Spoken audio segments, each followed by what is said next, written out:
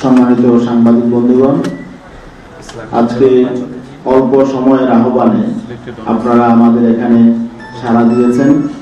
ইসলামী আন্দোলন বাংলাদেশের ডাকে আজকে আপনারা একত্রিত হয়েছেন। শত ব্যস্ততা সত্ত্বেও আপনারা এই যে আন্তরিকতার পরিচয় দিয়েছেন, এই জন্য শুরুতেই আমি ইসলামী আন্দোলন বাংলাদেশের পক্ষ থেকে আপনাদেরকে আন্তরিক শুভেচ্ছা ও মোবারকবাদ জানাই এবং ইসলামী আন্দোলন আমি হযরত পীর সাহেব হুজুর চরমনায়ের পক্ষ থেকে আপনাদেরকে অভিবাদন জানাই। আমাদের বহু কাঙ্ক্ষিত প্রত্যাশিত ত্রয়োদশ জাতীয় সংসদ নির্বাচন একেবারেই আমাদের শেষ প্রস্তুতির শেষ প্রান্তে আমরা এসে পৌঁছেছি। আর কয়েক ঘন্টা পরই সেই কাঙ্ক্ষিত মুহূর্ত, আমাদের নির্বাচন আনুষ্ঠানিকভাবে ভোট গ্রহণ শুরু হবে আগামীকাল সকাল 7:30 থেকে। ইসলামী আন্দোলন বাংলাদেশ একটি দায়িত্বশীল রাজনৈতিক দল হিসাবে দীর্ঘ আন্দোলন সংগ্রামের পর কাঙ্ক্ষিত এই নির্বাচনে অংশগ্রহণের জন্য সার্বিক প্রস্তুতি গ্রহণ করেছে। নতুন রিন গভীর থেকে পরিষ্কার করে কাপড়কে রাখে নতুনের মতো উজ্জ্বল। নতুন রিন অ্যাডভান্সড পাউডার। আমাদের গোটা বাংলাদেশে 300 আসনের মধ্যে সর্বশেষ 258 আসনে আমাদের প্রার্থীগণ প্রতিদ্বন্দ্বিতার মাঠে আছেন। ইসলামী আন্দোলন বাংলাদেশ রাষ্ট্র সংস্কারের বিষয়ে ভূমিকা পালন করেছে এবং জুলাই সনদে স্বাক্ষর করেছে। আমরা জানি এবার ত্রয়োদশ জাতীয় সংসদ নির্বাচনের সঙ্গে গণভোট হবে জুলাই সনদের উপর। যেহেতু আমরা জুলাই সনদে স্বাক্ষর করেছি, যেহেতু আমরা রাষ্ট্র সংস্কার চাই, যদিও পুরোপুরি আমাদের সবগুলো বিষয় জুলাই সনদে অন্তর্ভুক্ত হয় নাই, যেহেতু জুলাই সনদের সবগুলো বিষয়ের সাথে আমরা একেবারে একমত না হলেও কিছু বিষয় নোট অফ ডিসেন্ট সত্ত্বেও আমরা দেশের স্বার্থে, জনগণের স্বার্থে এবং দেশের উন্নয়নের স্বার্থে, সংস্কারের স্বার্থে আমরা জুলাই সনদে স্বাক্ষর করেছি। আমরা এই আগামীকালকে যেই জাতীয় নির্বাচনের পাশাপাশি যে গণভোট হবে, এই গণভোটে আমরা হ্যাঁ ভোটের পক্ষে। এই জন্য আমরা দেশবাসীকে, আমাদের সকল নেতাকর্মীদেরকে আমরা নির্দেশনা দিয়েছি তারা যাতে হ্যাঁ ভোটের পক্ষে তাদের ভোটাধিকার প্রদান করেন। বাকি নির্বাচন বিষয়ে সামগ্রিক যেই অবস্থা, বর্তমান অন্তর্বর্তীকালীন সরকার তারা একটা চ্যালেঞ্জ দিয়েছিল, তারা একটি ঐতিহাসিক নির্বাচন করবে। তারা একটি উৎসবমুখর পরিবেশে একটি দৃষ্টান্ত সৃষ্টিকারী নির্বাচন করবে। আমরা তাদের এই কথার বাস্তবায়ন চাচ্ছি, কারণ এখনো পর্যন্ত আমরা যেটা লক্ষ্য করেছি, সামগ্রিক পরিস্থিতি অন্যান্য নির্বাচনের চেয়ে পরিবেশ ভালো, এটা আমরা স্বীকার করছি। নির্বাচন পূর্ববর্তী পরিবেশ আগের নির্বাচনগুলোর চেয়ে ভালো, কিন্তু কিছু কিছু বিষয় আমাদেরকে এখনো পর্যন্ত শঙ্কিত করে তুলছে। আমাদের কিছু কিছু রাজনৈতিক দল তারা অতীত কালচার থেকে এখনো বেরিয়ে আসতে পারে না। এখনো পর্যন্ত সারা দেশে বিভিন্ন আসনে, বিভিন্ন জায়গায় কিছু কিছু রাজনৈতিক দল তারা আগের মতো সন্ত্রাসী কর্মকাণ্ড চালাচ্ছে, হুমকি ধমকি দিচ্ছে এবং কোনো কোনো জায়গায় আমাদের নেতা কর্মীদের উপরে তারা আক্রমণ করছে। এটা ফিরিস্তি বেশ লম্বা, তবে আমাদের যে ঘটনাগুলো ঘটেছে, বিশেষ করে বরগুনা 1, বরগুনা 2, পটুয়াখালী 1, ভোলা 4, ভোলা 1, পিরোজপুর 3, লক্ষ্মীপুর 4, এইভাবে আমাদের ঢাকার পাশে রূপগঞ্জ সহ বিভিন্ন জায়গায় এবং ঝালকাঠি 1-এও ঘটনা ঘটেছে। বরিশালেও কিছু ঘটনা ঘটেছে। তো এই ঘটনাগুলো কেমন, এর কিছু ধরন যদি আমি বলি, যে বরগুনা একে আমাদের এক কর্মীকে হাত পাখায় ভোট দেবে কথা বলার কারণে তাকে আক্রমণ করেছে, শাবল দিয়ে পা ভেঙে দিয়েছে, এবং সেটা করেছে বিএনপি সন্ত্রাসীরা। আবার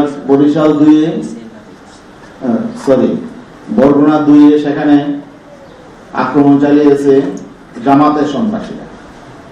আমাদের ভোলা 4 আমাদের ক্যান্ডিডেটের মেয়ের উপরে আক্রমণ করেছে জামাতের সন্ত্রাসীরা। ভোলা 1-এও আক্রমণ করেছে জামাতের সন্ত্রাসীরা, এবং বিভিন্ন জায়গায় হুমকি ধমকি দিচ্ছে, আমাদের কানে আসছে বিএনপি এবং জামাতের উচ্ছৃঙ্খল কর্মীরা। বিভিন্ন জায়গায় আমাদের ব্যানার ছিঁড়ে ফেলছে, ফেস্টুন ছিঁড়ে ফেলছে, হুমকি দামকি দিচ্ছে, এগুলো করছে।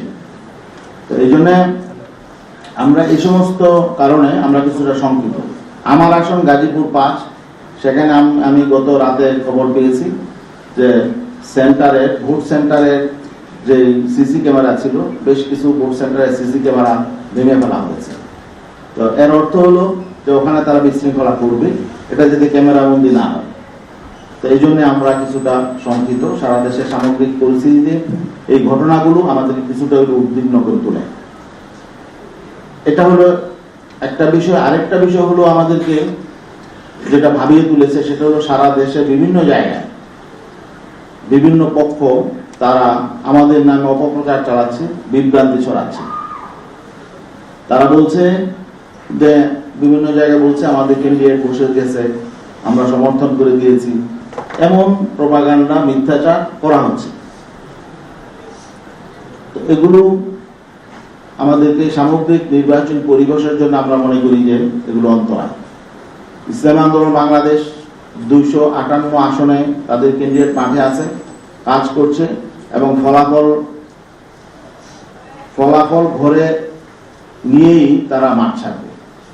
তাছাড়া ইসলামী আন্দোলন বাংলাদেশের একজন ক্যান্ডিডেটও কাউকে সমর্থন দেওয়ার প্রশ্নই আসে না। আমরা দৃঢ়তার সাথে বলতে চাই, আমরা শেষ মুহূর্ত পর্যন্ত লড়াই চালিয়ে যাব ইনশাল্লাহ, দেশের জন্য, মানুষের জন্য, এবং এই দেশের ভবিষ্যৎ প্রজন্মের জন্য। আমরা চাই এই দেশটা এগিয়ে যাক এবং দেশ পুনর্গঠনে আমরা গঠনমূলক ভূমিকা রাখি, এটা আমরা চাই। আরেকটা উদ্বেগের বিষয় হলো বিভিন্ন জায়গায় টাকার ছড়াছড়ি হচ্ছে। আপনারা মিডিয়ার মাধ্যমেও সেটা তুলে আনছেন আমাদের সামনে। এগুলো তো অতীত রাজনীতি ছিল, অতীত কালচার ছিল। তো সেই কালচার থেকে আমরা বের হতে পারি নাই।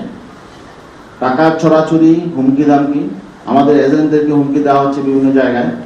আমরা স্থানীয় প্রশাসনকে জানাচ্ছি, কোথাও কিছুটা কাজ হচ্ছে, কোথাও হচ্ছে না। এগুলো আমাদেরকে কিছুটা হলেও শঙ্কিত করে। আমরা আসলেই একটি ঐতিহাসিক নির্বাচনের জন্য আমরা প্রস্তুতি নিচ্ছি। আমরা আগামীকালকে উৎসবমুখর পরিবেশে, আনন্দঘন পরিবেশে আমরা একটি নির্বাচন উদযাপন করতে চাই। সেখানে যারাই নির্বাচিত হবে, জনগণ যাদেরকে গ্রহণ করবে, আমরা তাদেরকে স্বাগত জানাবো।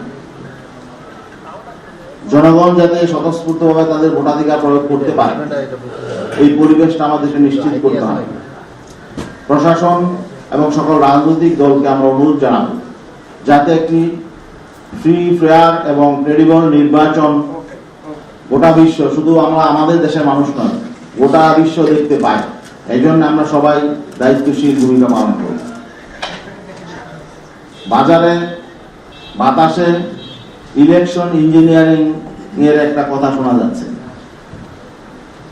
এমন কোন কলঙ্কিত ঘটনা, কলঙ্কজনক ঘটনা যাতে না ঘটে, প্রশাসন যাতে নিউট্রাল থাকে, এবং রাজনৈতিক দলগুলো যাতে দায়িত্বশীল আচরণ করে, কোন সন্ত্রাসী যাতে মানুষকে জিম্মি করতে না পারে, কাউকে যাতে ভোট দানে বাধাগ্রস্ত করতে না পারে। এই জন্যে সকল গোয়েন্দা সংস্থা, প্রশাসন, পুলিশ, বিজিবি, সেনাবাহিনী, সশস্ত্র বাহিনী, যে সমস্ত সদস্য মাঠে আছেন, তাদেরকে নিরপেক্ষ ভূমিকা পালন করতে হবে, কঠোর ভূমিকা পালন করতে হবে। কারোর প্রতি যাতে কোনো রকম বৈষম্য না হয়, সকল রাজনৈতিক দলের প্রতি সমান আচরণ করতে হবে।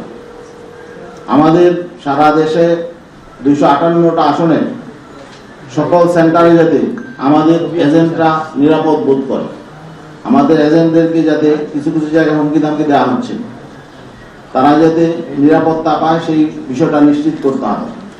শুধু আমাদের নয়, সকল রাজনৈতিক দলের এজেন্টরাই যাতে নিরাপত্তা পায়।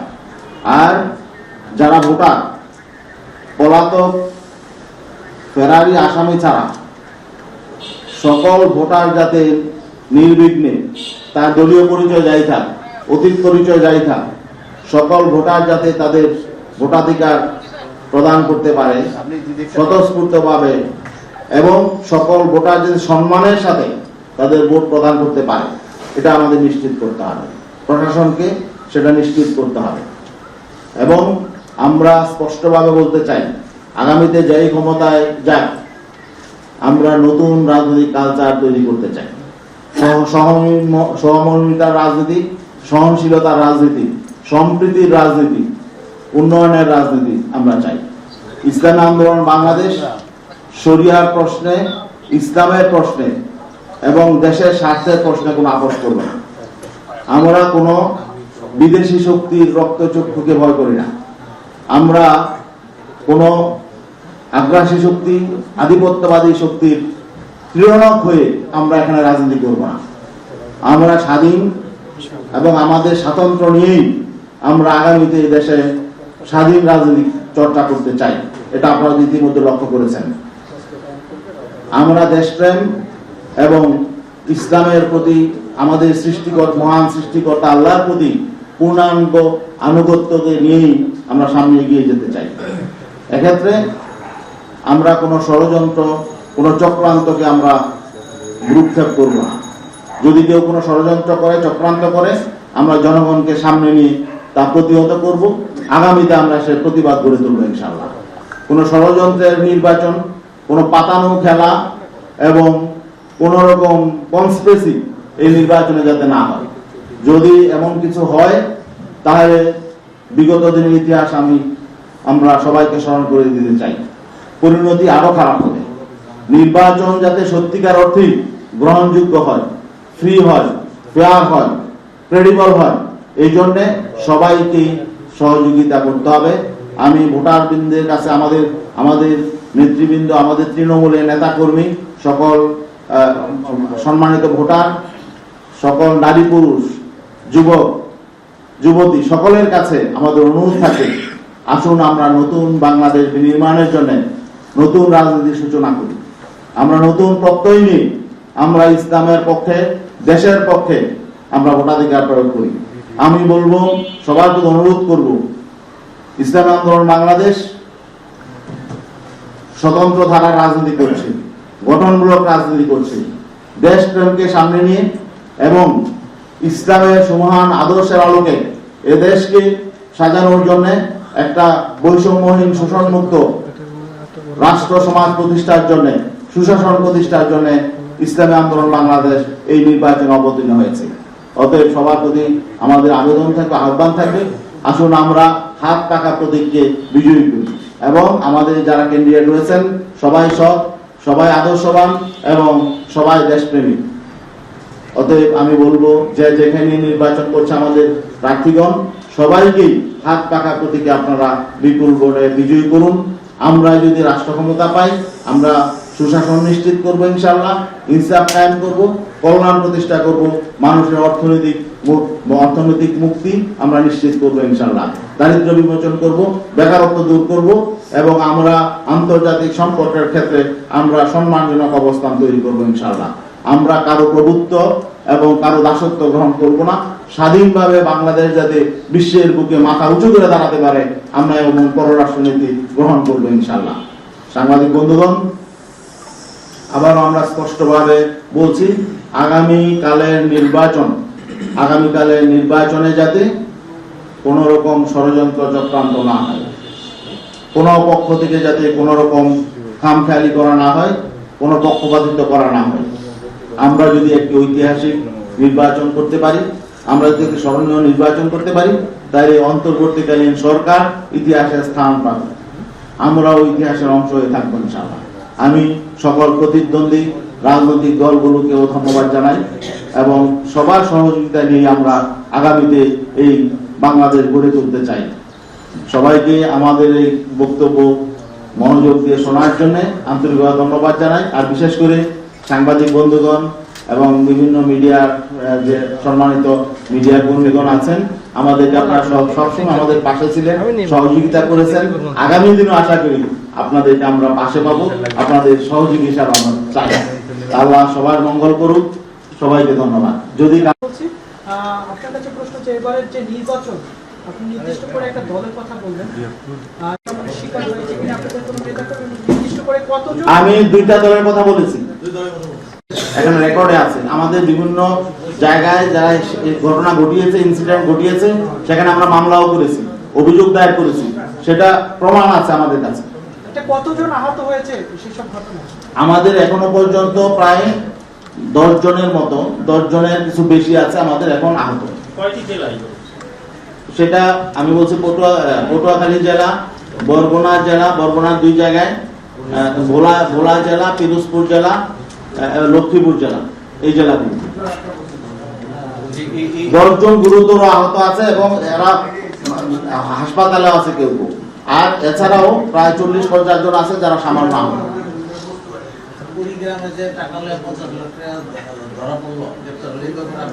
এটা তো আমি বলেছি টাকা ছড়াছড়ি হচ্ছে, এটা শুধু কুড়িগ্রামে না, সারা দেশে হচ্ছে। সারা দেশে আমাদের কাছে নিউজ আছে, সারা দেশে হচ্ছে। গোয়েন্দা তৎপরতা বাড়ানো দরকার, আজ রাত্রেও হবে, তাই না?